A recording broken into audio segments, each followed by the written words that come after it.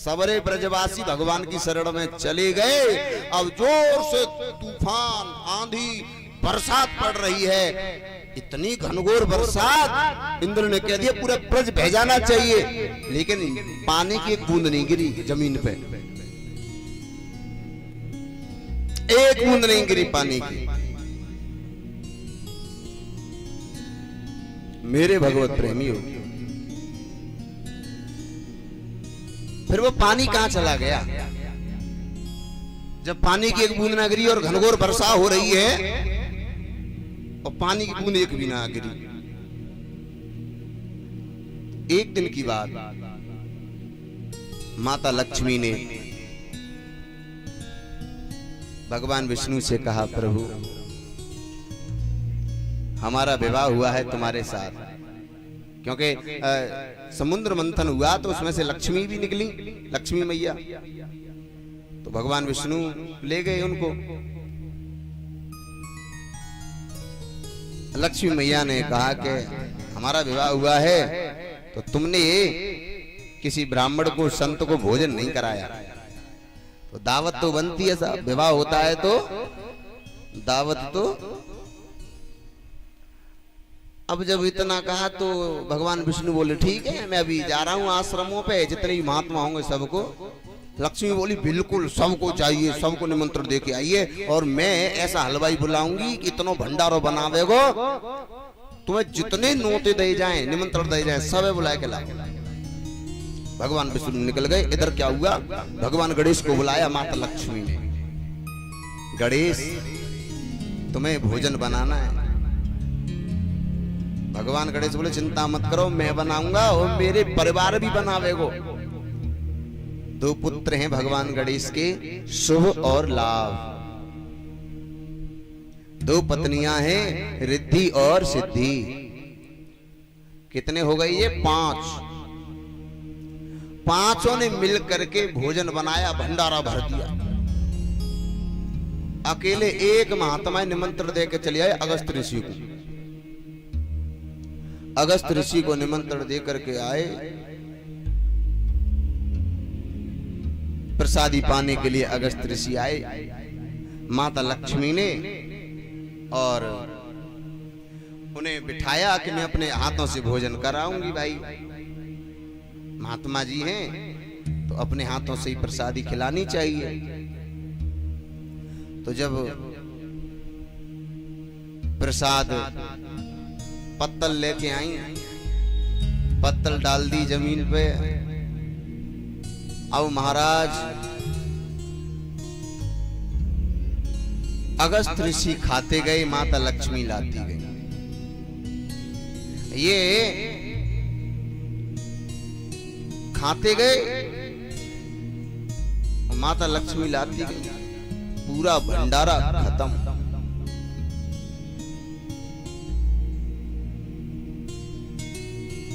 जब पूरा भंडारा खत्म हो गया, लक्ष्मी बोली अगर मैंने इनसे मना कर दिया तो ये श्राप दे देंगे कि पहले न्योता दे दिया, अब महाराज हमारा पेट भी नहीं आप पे भरता। लक्ष्मी मैया दौड़ी दौड़ी गई भगवान विष्णु के पास।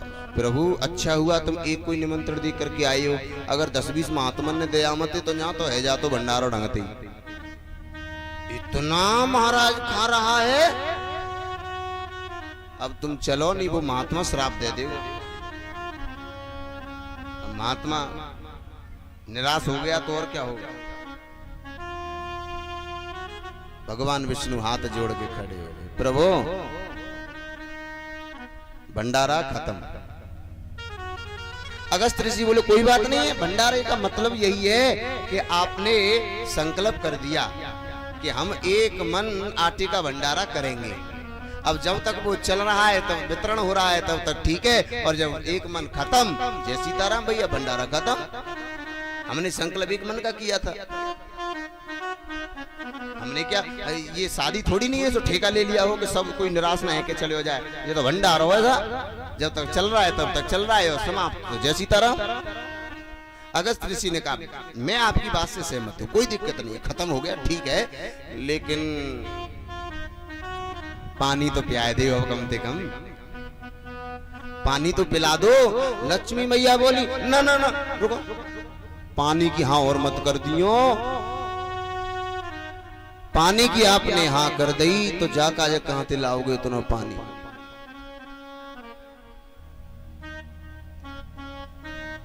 प्रभु एक दिन की बात है,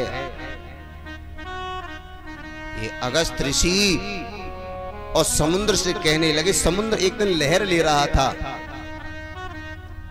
जब लहर ले रहा था तो प्रभु मुझे मालूम है यही महात्मा जी थे। और समुद्र जब लहर ले रहा था तो इन्होंने समुद्र से कहा था, समुद्र तू लहर मत ले, तू लहर मत ले। 2 टिटुआ के अंडे रखे हुए हैं और देख उनमें बच्चे हैं, वो अंडे फूट जाएंगे, बच्चे उड़ जाएंगे, तब तू खूब लहर ले लियो, नहीं वे बेचारे तो मैं डूब के मर जाएंगे। अब लहर मत ले भाई, अभी मत ले। समुद्र नहीं माना तो यही महात्मा वह पूरे समुद्र पी गए, पूरे पानी पी गए। जीव जंतु सब परेशान व्याकुल होने लगे, सब दुखी।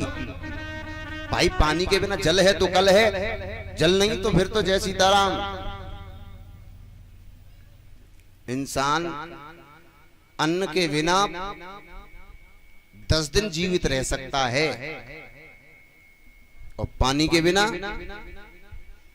2 दिन तक जीवित रह सकता है।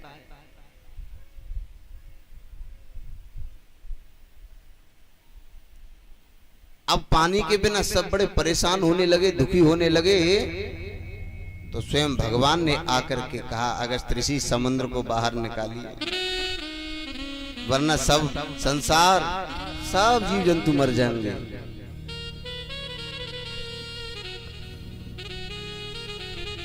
तब अगस्त ऋषि ने लघु शंका करके, तब से समुद्र कहीं कहीं खारा हो गया है। राजस्थान रेगिस्तान में जाके देखिए, पानी बिल्कुल नमक, कोई पी नहीं सकता है और पीता भी नहीं है कोई।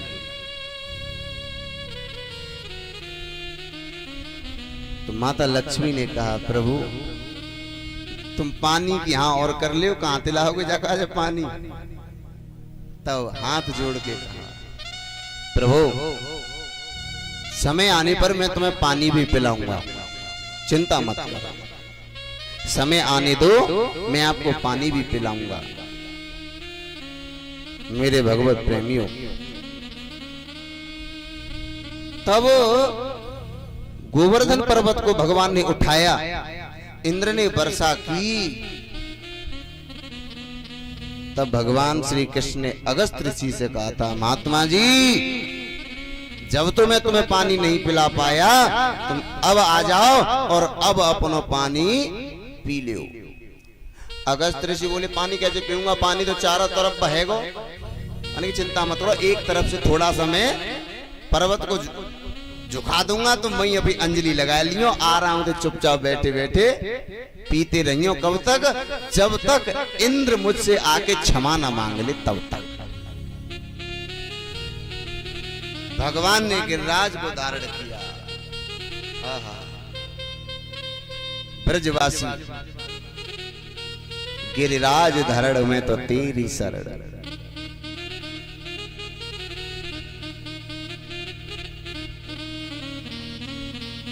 मेरे भगवत प्रेमियों,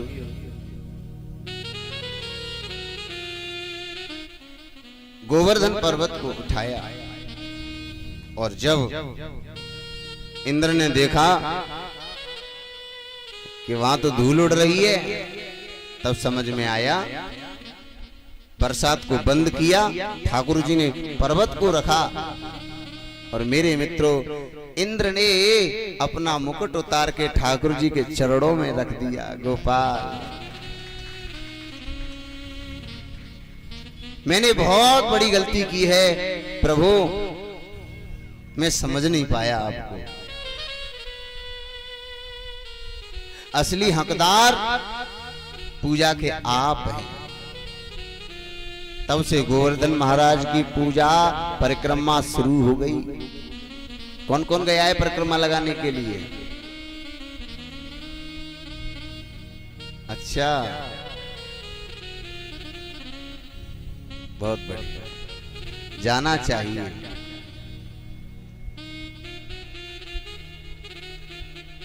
गोवर्धन महाराज की परिक्रमा। अब ये गोवर्धन महाराज जो यहाँ स्थित हैं, ये गिरिराज जी, ये गोवर्धन कहां से आए, ये भी बड़ा सोचने का विषय है। अब गोवर्धन जहां विराजमान है, ये कहां से आए, ये यहाँ के नहीं है। ये गोवर्धन ये तो आए हुए हैं, लेकिन कहां से आए, आइए हम थोड़ा विचार कर लें। जब गोलोक धाम से भगवान श्री कृष्ण और इस मृत्यु लोक पर आना चाहते थे, तो भगवान श्री कृष्ण ने राधा जी से कहा था, अरे राधा,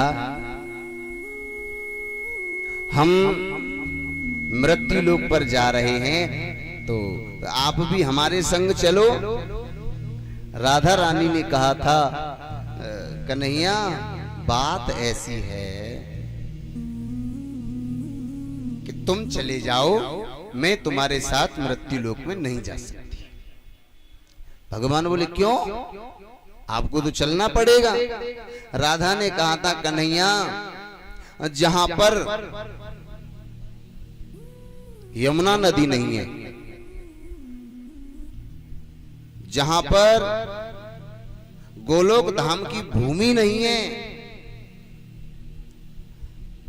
और गोवर्धन पर्वत नहीं है, वहां पर कन्हैया मुझे शांति नहीं मिलेगी। मैं चलूंगी तुम्हारे साथ, लेकिन मुझे शांति नहीं मिल सकती है। अगर आपको ले जाना है तो यमुना नदी, गोलोक धाम की भूमि और इस गोवर्धन पर्वत को पहुंचा दो, हम चलेंगे। तो भगवान ने यमुना नदी को गोलोक धाम से भेजा और जो ब्रज 84 कोस की भूमि है, उस 84 कोस की भूमि को गोलोक धाम से ही भगवान ने भेजा। ये प्रमाण है, गर्ग संहिता में इसका प्रमाण मिलता है, लेख मिलता है पूरा। और गोवर्धन पर्वत को गोलोक धाम से ही भेजा राजा हिमाचल के यहां। माता पार्वती जी के भैया हैं गोवर्धन, क्योंकि राजा हिमाचल की बेटी हैं पार्वती।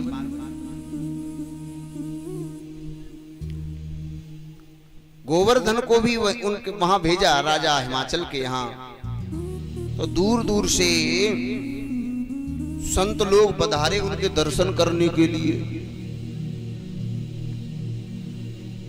जब दर्शन करने के लिए पधारे, सबने दर्शन किए, लेकिन वहीं पर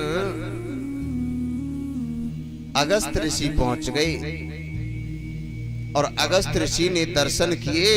दर्शन करने के बाद में और क्या बोले कि मैं तो इस गोवर्धन को अपनी काशी ले जाऊंगा और काशी में इसके ऊपर बैठ करके तपस्या करूंगा और मैं जल्दी से जल्दी और अपनी आत्मा को परमात्मा में छोड़ दूंगा, इसके ऊपर बैठ के तपस्या करूंगा। मेरे भगवत प्रेमियों,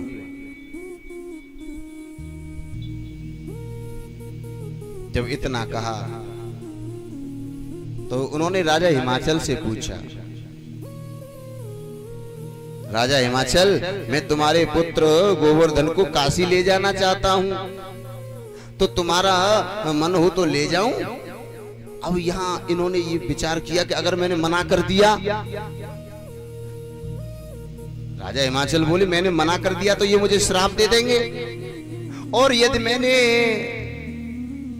ले जाने दिया तो मेरा गोवर्धन मुझसे गुस्सा हो जाएगा, तो क्यों ना मैं गोवर्धन के ऊपर ही सौंप देता हूँ। प्रभु आप मेरे बेटे को पूछ लो, मेरा बेटा आपके साथ जाना चाहे तो ले जाओ, कोई दिक्कत नहीं है।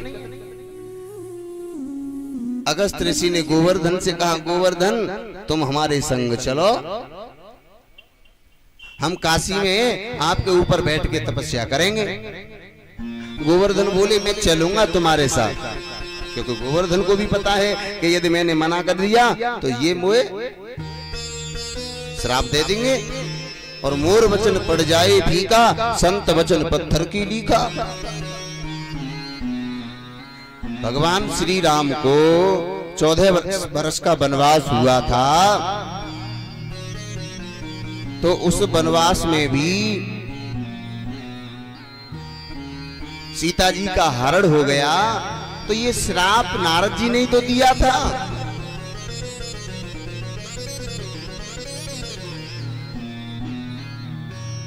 गोवर्धन ने विचार किया कि मैंने मना कर दिया तो ये मुझे श्राप दे देंगे, तो गोवर्धन बोले मैं तुम्हारे साथ चलूंगा, लेकिन मेरी एक शर्त है। शर्त क्या है? कि आप मुझे जहां एक बार स्थापित कर दोगे, मैं फिर वहां से दोबारा उठूंगा नहीं। जहां आपने मुझे एक बार स्थापित कर दिया, मैं उठूंगा नहीं, क्योंकि मैं भी परमात्मा का भजन करने वाला हूं।